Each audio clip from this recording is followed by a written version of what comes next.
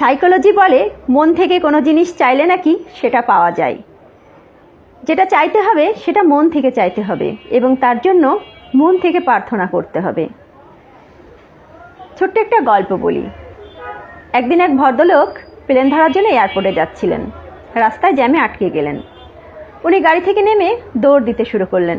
সবাই দেখে একটু আশ্চর্যই হলো, কী ব্যাপার, ভদ্রলোক মানুষ এভাবে দৌড়চ্ছেন। উনি দৌড়তে দৌড়তে একদম জ্যামের যে শেষ মাথা যেখানে জ্যাম ছেড়েছে সেখানে গিয়ে একটা ট্যাক্সি ধরলেন। বললেন আমি এয়ারপোর্টে যাব, আমার খুব জরুরি দরকার।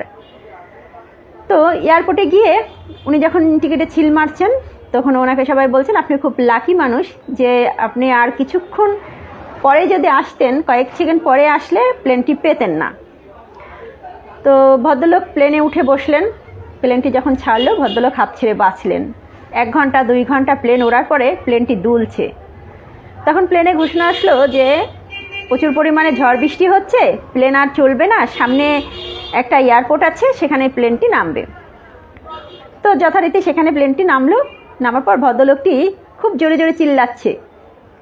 উনি পাইলটের কাছে গিয়ে বললেন কি এমন ঝড় বৃষ্টি হচ্ছে যে তোমরা প্লেন চালাতে পারছো না, আমরা একটা জরুরি মিটিং আছে, আমি সেখানে যাব, আর তোমরা প্লেন চালাতে পারছো না, এরকম করছে। তো পিছন থেকে এক ভদ্রলোক এসে বলল যে আমি আপনাকে চিনি, আপনি হচ্ছেন ডক্টর রামান। তো আপনি যেখানে যাবেন, যেখানে আপনার মিটিং রয়েছে সেটা এখান থেকে খুব বেশি দূরে না, আপনি যদি এখান থেকে ট্যাক্সি ধরে যান তাহলে 3 ঘন্টার মধ্যে পৌঁছে যাবেন। তো ডক্টর রামান শুনে খুব খুশি হলো। উনি একটি ট্যাক্সি ধরলেন এবং যাত্রা শুরু করলো। তো ট্যাক্সিওয়ালা 1-2 ঘন্টা চলার পর খুব জোরে বৃষ্টি হচ্ছিল। ট্যাক্সিওয়ালা ভুল পথে চলে গেছে। ভুল পথে যাওয়ার পরে তখন ট্যাক্সিওয়ালা ডক্টর রামানকে বলছেন যে স্যার খুব জোরে বৃষ্টি হচ্ছে, হঠাৎ করে যদি বাস পড়ে তো আমরা কিন্তু মারা যাব, তখন কিন্তু আর আপনার মিটিংয়ে অ্যাটেন্ড করা হবে না, আগে তো নিজের জীবন বাঁচাতে হবে, আমরা ভুল পথে চলে এসেছি, চলুন সামনে একটা বাড়ি আছে আমরা ওখানে গিয়ে দাঁড়াই। তো ভদ্রলোকটি খুব রেগে গেলেন, বলেন যা ইচ্ছা তোমার তাই করো। তখন ড্রাইভারটি গাড়িটি থামালো এবং ভদ্রলোক ছোট্ট একটি বাড়ির সামনে গিয়ে বাড়ির গেটে নক করলেন। ভিতর থেকে একটি আওয়াজ আসলো যে আপনি যেই হন না কেন ভিতরে চলে আসুন, আমাকে ডিস্টার্ব করবেন না, বৃষ্টি ছেড়ে গেলে বাহিরে চলে যাবেন। ভদ্রলোক ঘরের ভিতরে ঢুকলো। স্যাঁতস্যাঁতে একটা ঘর, বেশ অন্ধকার। সেখানে গিয়ে দেখলো যে একজন বয়স্ক ভদ্রমহিলা প্রার্থনা করছে আর খাটের একপাশে একটি বাচ্চা শুয়ে আছে। বাচ্চা বলতে 8-10 বছর বয়স হবে, এরকম একটা। তো ভদ্রলোক অনেকক্ষণ বসে আছে কিন্তু মহিলা তার প্রার্থনা থেকে উঠছে না।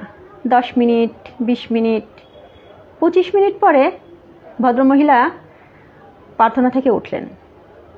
ওঠার পরে তখন ডক্টর রমন বলছেন যে আমি একজন মানুষ, ভদ্রলোক মানুষ, আপনার বাসায় এসেছি আর আপনি প্রার্থনা থেকে উঠছেন না, কি ধরনের ব্যবহার আপনার? তখন ভদ্রমহিলা বলছে আমি প্রতিদিন এই সময় প্রার্থনা করি, আমি মন থেকে প্রার্থনা করি এই যে শুয়ে আছে এটা আমার নাতি ছেলে, এর বাবা মা দুজনই গাড়ি অ্যাক্সিডেন্টে মারা গেছে, এর একটা কঠিন অসুখ হয়েছে, তো সব ডাক্তার দেখিয়েছি কেউ ওকে সারাতে পারেনি। একজন ডক্টর বলেছে আমি যদি ওকে ডক্টর রামানের কাছে নিয়ে যেতে পারি তাহলেও সুস্থ হয়ে উঠবে। আমি প্রতিদিন এই প্রার্থনাটাই করি, আজকেও এটাই করছিলাম। এই কথা শোনার সাথে সাথে ডক্টর রামান ব্যাগ থেকে কিছু একটা বের করে ছেলেটাকে পরীক্ষা করতে লাগলো। ভদ্রমহিলা বলল আপনি কে? ডক্টর রামান একটা কার্ড বের করে বলল আমি ডক্টর রামান। ভদ্রমহিলা হাউ হাউ করে কেঁদে উঠল। এত বড় একজন মানুষ আমার বাড়িতে, বিধাতা আমার প্রার্থনা শুনেছে। উনি আবার দৌড়ে গেল প্রার্থনার কাছে। উনি আবার সেই প্রার্থনার জায়গায় গিয়ে প্রার্থনা করতে শুরু করলেন যে বিধাতা তার প্রার্থনা শুনেছে। প্রতিদিন সেই সময়ে প্রার্থনা করে আর এই সময়ে ডক্টর রামান তার ঘরে পৌঁছে গেল। তো কি, মন থেকে কিছু চাইলে সেটা অবশ্যই পাওয়া যায়, বিধাতা অবশ্যই দেয়। যেটাই চাইতে হবে মন থেকে চাইতে হবে।